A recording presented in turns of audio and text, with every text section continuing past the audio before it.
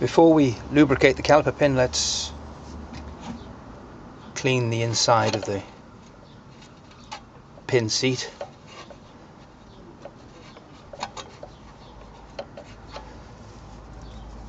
Twig, a little bit of wood with your cotton cloth, all you need.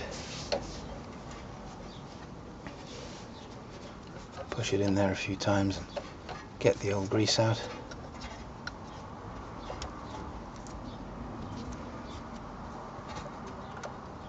I'd avoid using petroleum based compounds because they'll sit in there and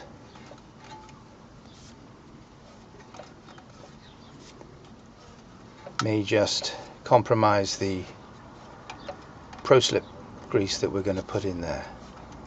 So once you've got all of your grease, give it another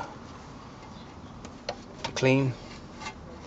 One compound that you could use in there would be an alcohol based spray.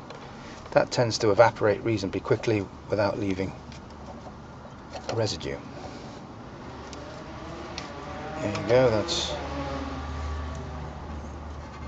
you can keep doing that to your satisfaction.